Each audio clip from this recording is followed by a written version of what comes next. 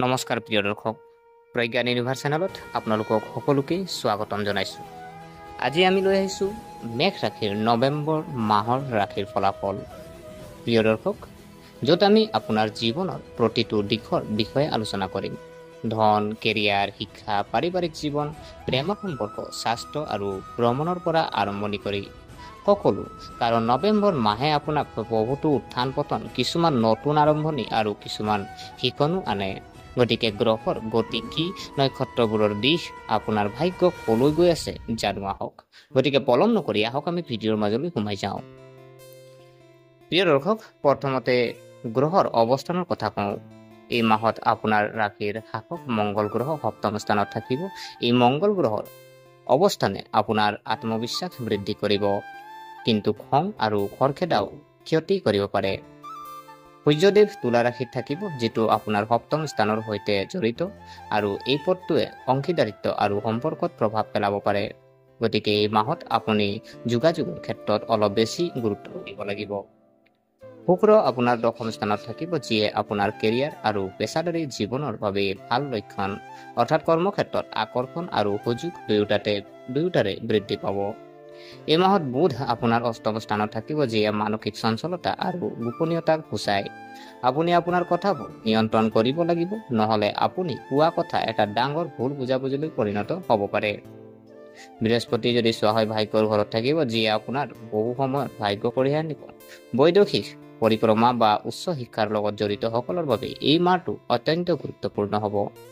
শনি আপোনাৰ উপকাৰৰ ঘৰত থাকিব, অৰ্থাৎ বন্ধুৰ পৰা লাভ, যোগাযোগৰ পৰা সুবিধা আৰু দীৰ্ঘম্যাদী পৰিকল্পনা সফল হ'ব। আপোনাৰ ৰাশিৰ পৰা ৰাহু দ্বাদশ স্থানত থাকিব, যিয়ে বিদেশ ভ্ৰমণ বা ৰহস্যময় আধ্যাত্মিক অভিজ্ঞতাৰ সম্ভৱ কৰি তুলিব পাৰে।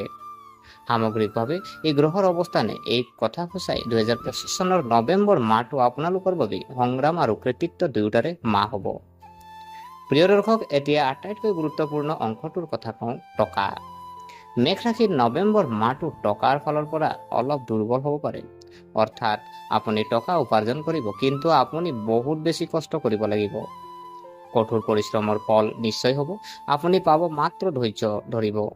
ষ্টক মাৰ্কেট, ট্ৰেডিং বা জল্পনা কল্পনাৰ লগত জড়িত সকলে এই মাহত অতি সাৱধানে বিনিয়োগ কৰা উচিত। এটা সৰু ভুলৰ ফলত যথেষ্ট লোকচান হ'ব পাৰে। এই মাহত টকা সঞ্চয় কৰাটো কঠিন হ'ব। অপ্ৰত্যাশিত খৰচৰ সৃষ্টি হ'ব পাৰে, যেনে ঘৰ মেৰামতি, বাহনৰ খৰচ বা পৰিয়ালৰ কোনো সদস্যৰ স্বাস্থ্যৰ বাবে খৰচ কৰা। যদি আপুনি কাৰোবাক টকা ধাৰলৈ দিছে, সম্ভৱ আপুনি ইয়াক তৎক্ষণাত ঘূৰাই নাপাব। সেয়ে এই মাহত নতুন লেনদেন এৰাই চলাটোৱেই উত্তম। লোভৰ পৰা আঁতৰি থাকক, যিহেতু আপোনাৰ এটা আকৰ্ষণীয় অফাৰ বা দ্ৰুত লাভৰ দ্বাৰা প্ৰলোভিত হ'ব পাৰে। ব্যৱসায়ীসকলৰ বাবে এই মাহটো স্থিৰ হ'ব, অৰ্থাৎ আপোনাৰ ব্যৱসায়তো যিদৰে আছে তেনেদৰে চলি থাকিবলৈ দিয়ক। এতিয়াৰ বাবে নতুন উদ্যোগ আৰম্ভ কৰাৰ বা বৃহৎ বিনিয়োগ কৰাটো এৰক। ব্যৱসায়ত কিছু প্ৰত্যাহ্বান আহিব পাৰে, কিন্তু যদি আপুনি ক্লায়েণ্টৰ প্ৰতি নম্ৰতা আৰু সততা বজাই ৰাখে, এই আচৰণ দীৰ্ঘকালীনভাৱে আপোনাৰ বাবে উপকাৰী হ'ব। চৰকাৰী খণ্ডত থকাসকল, কাৰণ ৰৈ থকা কামবোৰ এতিয়া আগবাঢ়ি যাব। চৰকাৰী পেমেণ্ট বা টেণ্ডাৰৰ দৰে কথাবোৰে গতি লাভ কৰিব। মুঠতে এই মাহত ধনৰ সন্দৰ্ভ সতৰ্কতাৰ সংকেত। অপ্ৰয়োজনীয় খৰচ নিয়ন্ত্ৰণ আৰু আপোনাৰ বাজেট নিশ্চয়কৈ পৰ্যালোচনা কৰক। প্ৰিয় দৰ্শক, কেৰিয়াৰ আৰু পেছা যদি চাওঁ, 2025 চনৰ নৱেম্বৰ মাহটো কেৰিয়াৰৰ ক্ষেত্ৰত স্বাভাৱিক হ'ব। আপোনাৰ কষ্টৰ ফল নিশ্চয় পাব, কিন্তু আপুনি আপোনাৰ সহকৰ্মী আৰু ঊৰ্ধ্বতন বিষয়াৰ সৈতে ভাৰসাম্য ৰক্ষা কৰিব লাগিব। কৰ্মক্ষেত্ৰত সহকৰ্মী এজনৰ লগত সংঘাতৰ সম্ভাৱনা আছে, গতিকে কোনো ধৰণৰ বিবাদত নপৰিবলৈ চেষ্টা কৰক। উৎসাহেৰে ব্যায়াম কৰাতকৈ সাৱধান ব্যায়াম কৰক। মংগল গ্ৰহৰ অৱস্থানে আপোনাক কঠোৰ পৰিশ্ৰমী কৰি তুলিব, কিন্তু ই আপোনাৰ অধৈৰ্যতাও বৃদ্ধি কৰিব পাৰে। গতিকে খৰখেদাকৈ কোনো ধৰণৰ সিদ্ধান্ত লোৱাৰ পৰা বিৰত থাকক। নতুন চাকৰি বিচৰাসকলৰ বাবে এই মাহে ভাল লক্ষণ, সাক্ষাৎকাৰ বা পৰীক্ষাত সফলতা লাভ কৰিব পাৰে। ৰাজনীতিৰ লগত জড়িত সকলৰ বাবে অনুকূল সময়, উচ্চ পদবী বা সন্মান লাভ কৰাৰ সম্ভৱ। কিছুমান মানুহে বহিৰাজ্যৰ পৰাও চাকৰিৰ প্ৰস্তাৱ লাভ কৰিব পাৰে, বিশেষকৈ IT, বেংকিং বা শিক্ষা খণ্ডৰ জাতক জাতিকাসকলে।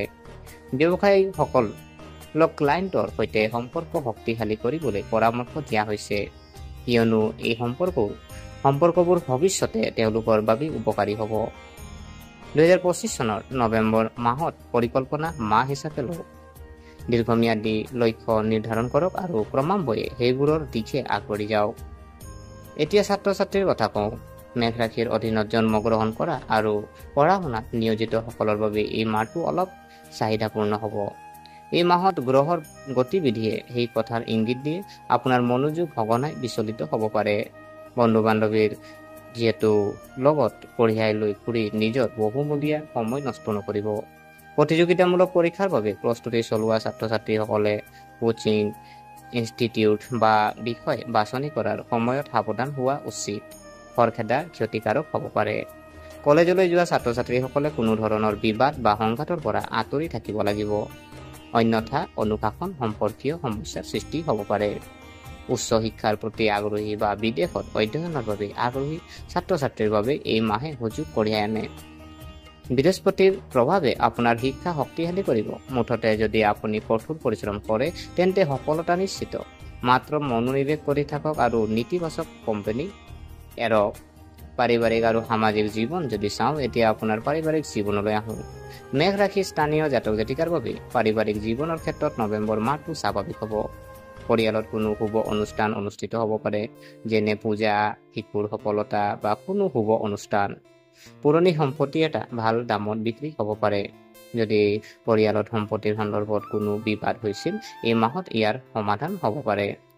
অৱশ্যে গ্ৰহৰ গতিবিধিয়ে সেই কথা সূচাই পৰিয়ালত কিছুমান সৰু সৰু মতানৈক্যৰ সৃষ্টি হ'ব পাৰে। গতিকে বয়োজ্যেষ্ঠসকলক সন্মান কৰক আৰু কথা বতৰাত ভদ্ৰতা বজাই ৰাখক। বন্ধু বান্ধৱীৰ লগত মতানৈক্য সম্ভৱ। কোনোবাই কোৱা কথাৰ ভুল ব্যাখ্যা কৰিব। পিতৃ মাতৃৰ স্বাস্থ্যৰ যত্ন লওক। আপোনাৰ মাক ডায়েবেটিছ, ৰক্তচাপ বা ভাগৰুৱা অৱস্থাত ভুগিব পাৰে। ঘৰত যদি কিবা উত্তেজনা হয়, মংগলবাৰে হনুমান চালিচা পাঠ কৰক। এই প্ৰতিকাৰ আপোনাৰ বাবে অত্যন্ত শুভ হ'ব। মুঠতে পাৰিবাৰিক জীৱনে ভাৰসাম্য দাবী কৰে। ধৈৰ্য ধৰিব, কথাবোৰ ঠাইতে কৰিব। এতিয়া আমাৰ হৃদয়ৰ ওচৰৰ এটাৰ বিষয়ে কওঁ, যিটো হ'ল প্ৰেম আৰু বিবাহ। নৱেম্বৰ মাহটো মেঘ ৰাশিৰ জাতক জাতিকাৰ বাবে যথেষ্ট আকৰ্ষণীয় হ'ব। সম্পৰ্কত থকাসকলে তুচ্ছ বিষয়ক লৈ তৰ্ক বিতৰ্ক এৰাই চলিব লাগে, অন্যথা ভুল বুজাবুজি গভীৰ হ'ব পাৰে। পত্নীৰ সৈতে যোগাযোগত আন্তৰিকতা বজাই ৰাখক, কাৰণ এই মাহত হয়তো কিছু ভাল খবৰ, যেনে পদোন্নতি, নতুন চাকৰি বা কোনো কামত সফলতা। বিবাহিত মানুহে কিছু সংঘাতৰ সন্মুখীন হ'ব পাৰে, কিন্তু আপোনাৰ বুজাবুজিয়ে সকলো সমাধান কৰিব। ভ্ৰমণলৈ যাওক আৰু একেলগে কোনো মন্দিৰ ভ্ৰমণ কৰক। সম্পৰ্কটো আৰু অধিক শক্তিশালী হৈ উঠিব। প্ৰিয় দৰ্শক, এই মাহটো বিবাহৰ যোগ্য সকলৰ বাবেও শুভ। নৱেম্বৰৰ মাজভাগৰ ভিতৰত বিবাহৰ প্ৰস্তাৱ বা আলোচনা আৰম্ভ হ'ব পাৰে। প্ৰেমিকাৰ বাবে এই মাহটো ৰোমান্টিক হ'ব। এটা নতুন অভিজ্ঞতা আৰম্ভ হ'ব পাৰে, লগতে আপোনাৰ সংগীত বিশেষ উপহাৰ দিব পাৰে। এতিয়া স্বাস্থ্যৰ কথা কওঁ, কাৰণ স্বাস্থ্যই সকলো। মেঘ ৰাশি 2025 চনৰ নৱেম্বৰ মাহত আপোনাৰ স্বাস্থ্য অলপ মিশ্ৰিত হ'ব পাৰে। মহিলাসকলে সংক্ৰমণ বা হৰমনৰ সমস্যাত ভুগিব পাৰে। যকৃতৰ সমস্যাত ভুগি থকাসকলে খাদ্য অভ্যাসৰ প্ৰতি সাৱধান হ'ব লাগে। অত্যধিক টেঙা, তিতা বা বাহিৰৰ খাদ্য খোৱাৰ পৰা বিৰত থাকক, বা ইয়াৰ ফলত পেট আৰু পাচন তন্ত্ৰৰ সমস্যা বৃদ্ধি পাব পাৰে। মাহৰ মাজভাগৰ পিছত চকুৰ যত্ন লওক। ধূলি, ধোঁৱা বা মোবাইল স্ক্ৰীনত কনজাংটিভাইটিছ বা এলাৰ্জিৰ সম্ভাৱনা বৃদ্ধি পাব পাৰে। মানসিক চাপ পৰিহাৰ কৰক।